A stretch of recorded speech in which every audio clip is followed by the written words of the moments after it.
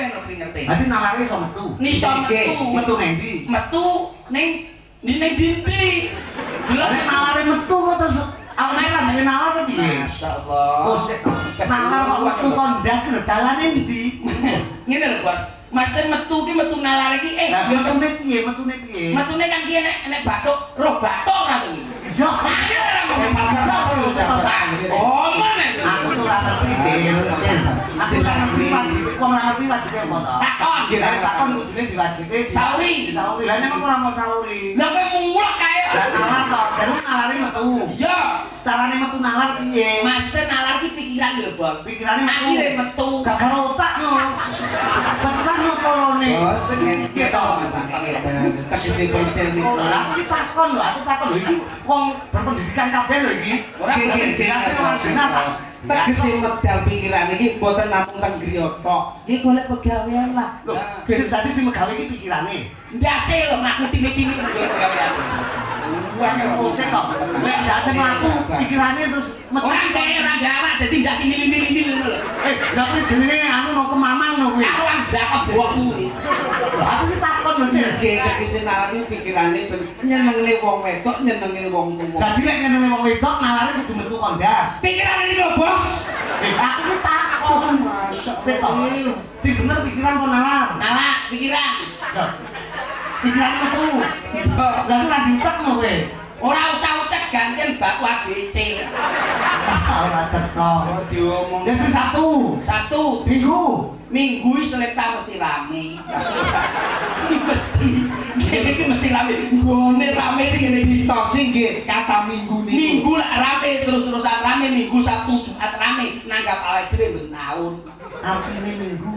Lah iya selekta rame. Nek selekta rame iki aku wis ero ya, Bro. Lah ya, Aja nek aku anakku sing SMP kowe ngerti, anakmu sing tas metu lahir kowe ero nek selekta nek Minggu rame. Rasa kok budal-budal nek artine Minggu. tanggal abang selekta rame. Terus Tambah tanggal abang lho kan. Kita pakai tanggal abang lho ya. Oke, Tanggal abang.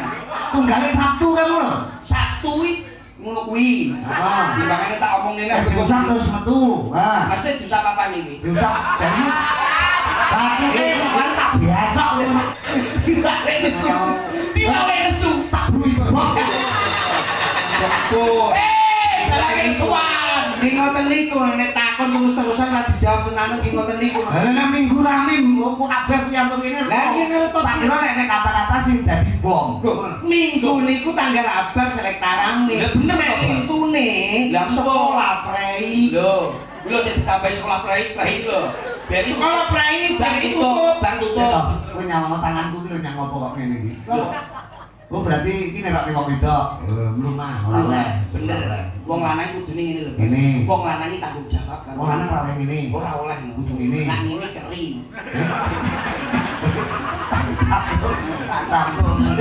Yo omongi, sampe dhewe nek ngene to wong wedok kok jare duit yo keri yo gengsi to wong lanang yo duit wedok. Yo lho bos. Tapi wong lanang iki tanggung jawab Wong tenan. lanang iki tanggung jawab tenanan ta. Kowe aja dipeleki wong wedok. Wong wedok kuwi wong sing paling klaten. Yo, Ngurus rumah tangga.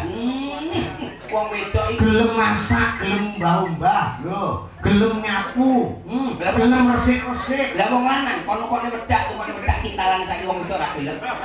Lah terus Kuwi sik mokot kali kintalan jajal bojomu ra nggih Mas. Nyecret dino. Yo kanca-kanca nggih Mas awake dhewe ra nggih dhewe iki piye to Mas? Ngono terus piye jajal? Kuwi loro. Nomor 3 wong wedok iki lho kapok lombok Mas. Kapok lombok Dhisik contone wong meteng kan. nah, Wis ngomong aku, "Lah wis Mas pisan iki wis cukup aku mau halang lemang sasi kali brodol meteng neh." Lho piye? Tapi pengorbanan lho wong wedok. Lah nek masak lho, Nyapa? nek gasih bledos ora nyowo. Lho, wah ya kuwi berarti bojomu sing goblok. Lah nyapa? Aja nggih gas. lah gawe apa? Lho, yo gawe kayu, Bos. Paham ora? Kembali ke Masa lalu. tradisional, buat kayu. Dadi ora usah nggih gas. Lah nek terus ora enek kayu nek Kuwi omah dibong no. Oh, gua pucuk sing ora dibidak lho kuwi. Kuwi nek omah dibong bener kowe ora apa-apa makmu bongen. Nyapa? Lah nek sing ora di omah, apa sing dibong? Lho. Ngene. Lah masalah di omah ki resiko Sing dibong yo biasa kuwi lho. ora ketho. Ngomongane omah. Ojo ngomongnya omah. Ngomongane ane omah. Ya Bos. Wis Bos. Sing penting awake dhewe PT Selekta. nggih diselektar tetap ya. jaya. Amin. Jaya. Ini karyawan Tunangan nek, tunangan kono. Ini PT Selekta tetap jaya. Amin. Khususnya manajer. Ya, semuanya jajaran komplit tetap sehat. Amin. Amin. Jaga kualitas dari Selekta. Siap. Tahun penemu Cil. Hah? Jadi semua karyawan-karyawati ben tetep eksis, ben Hah? tetep amanah karo apa sing dadi kewajibane. Ya. Urun penemu kowe yo melu ndonga. Nggih, nggih. Aku urun penemu. Heeh. Aku urun penemu Apa sing arep tokne nalika ning Selekta? Ya, seperti istrinya Pak Kundet itu luar biasa, senyum 24 jam. Apa? Bojone Pak Kundet enggak? Bojone saiki lagi Senyum terus nyanyi kejur. kowe ora ero bojone Pak Kundet ya? Piye? Masalah tak dudeng WhatsApp fotone bayi merongos iki. Ora, sama. Kowe ora apa-apa. Wong merongos iki keuntungan, nek omahe ora bakal kemalingan. Lah kok iso? Bang, ben aku tau enek yo, bojone yo merongos turu ning ati kene. Lah terus baru enek maling mlebu. Lho, ora iso balik metu. Sebab Sebab di karo malingan loro. Lho, nyapa gak iso mlebu? Aja di rumah mesem kene ning anu. Jadi bojoku iki mulai cilik iki anjing Tadi ora merongos. gue ngono. Kesalahan, Bos. Apa? Bojoku lho mboten merongos. Merongos iki ya wis tuwek iki. Lha terus Perkarane turune ora tau mingkem. Yo ngene tok. berarti kan dia. Berarti ngopo? Sing kowe iki tutut napase akhire modot utune. Oh, dari tembung anu sing modot sing molor ki ora nalare tapi untune. niku penyanyi elektron, Bos. Saniki nyanyi elektron. Maksud iso Nyanyi sampai terus sampai nyanyi. Apa nih cindan biasa. Cantik memang aku. Lah bojone kuwi